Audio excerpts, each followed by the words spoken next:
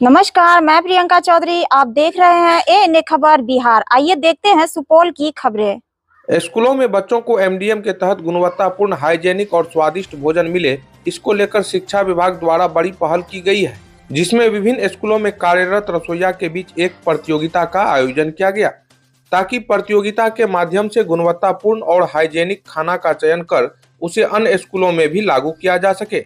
दरअसल बिहार राज्य मध्याह्न भोजन योजना समिति सुपौल के तत्वावधान में छातापुर प्रखंड के मध्य विद्यालय जीवजपुर के प्रांगण में रसोइया सह सहायकों के बीच पाक कला प्रतियोगिता का आयोजन किया गया। मौके पर मौजूद एमडीएम डीपीओ महताब रहमानी ने बताया कि इस पाक कला में छातापुर और त्रिवेणीगंज प्रखंड के कई स्कूलों के रसोइया ने हिस्सा लिया। प्रतियोगिता में हिस्सा लेने वाले रसोइया का 3 समूह बनाया गया। तीनों समूह के द्वारा स्कूल के मेन्यू के अनुसार अलग अलग रसोई बनाने का काम किया गया, जिसमें उत्तम भोजन बनाने वाले ग्रुप की रसोइया को अधिकारियों द्वारा प्रशस्ति पत्र एवं नगद राशि देकर सम्मानित किया गया।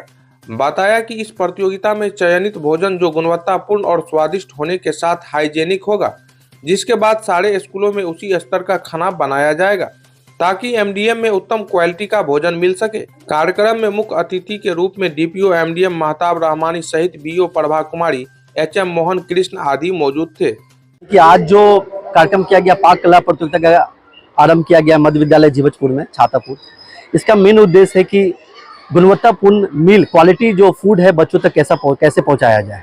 क्योंकि हम लोगों ने रसोइया को 3 ग्रुप में बांटा है और डिफरेंट प्रखंड से रसोइया को यहाँ बुलाया गया है। उद्देश्य यही है कि ये रसोइया जो है आज अपने अपने कला का प्रदर्शन करेंगे और जो विद्यालय में मेनू निर्धारित है उसी मेनू को यहाँ सर्व किया जा रहा है। इससे ये पता चलेगा कि वो कितना क्वालिटी अच्छे से अच्छा वो बना सकती है। और उनके साथ जो रसोइया डिफरेंट स्कूल से आई है वो भी उसमें भाग लिया है। तो हम लोग ये चाहेंगे कि जो स्टैंडर्ड, जो बेंचमार्क आज हम लोगों को दिखेगा, उस बेंचमार्क को हम चाहते हैं कि सारे विद्यालय में उसी स्तर का खाना बनाया जाए। उद्देश्य है कि बच्चों तक एक हाइजेनिक फूड और गुणवत्तापूर्ण फूड और स्वादिष्ट भोजन कैसे पहुंचे, ये हम लोग का उद्देश्य है। तो ये में हम लोग तो पहले इस पाक कला के माध्यम से हम उसको सम्मानित भी कर रहे हैं, उनको प्रशस्ति पत्र भी दिया जाएगा और उनको एक मोटिवेशन भी मिलेगा। और जो जिस रसोइया ने आज भाग लिया है, डिफरेंट प्रखंड से रसोइया जो खाना बनाने में भाग लिए, उनको भी ये पता चल रहा है कि हम इस मेनू को इस ढंग से बनाने से इस तरह का टेस्ट या इस तरह का हाइजीन हम मेंटेन कर सकते हैं।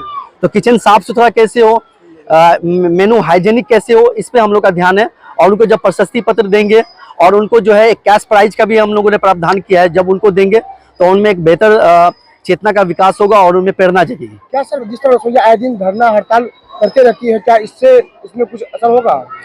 देखिए, रसोइया का भी कुछ मांग है तो उसको लेकर सरकार ऑलरेडी प्रतिबद्ध है। ये नीतिगत फैसला है, वो उस मांग को सरकार फ्यूचर में अनुपालन करेगी, ऐसा हम सोचते हैं। लेकिन रसोइया का जो मेन हम लोग का जो उद्देश्य है कि जिस विद्यालय में भी रसोइया है वो बच्चों तक कैसे गुणवत्तापूर्ण खाना पहुंचाए, ये हमारा मेन उद्देश्य है। सरकार का भी यही उद्देश्य है। सर, इसमें एक कॉर्पोरेट सिस्टम हो रहा है, देखा जा रहा है जिस तरह से आप रसोइया को बढ़ावा दे रहे हैं कि जगह जगह उनको एक तरह का जॉब भी है।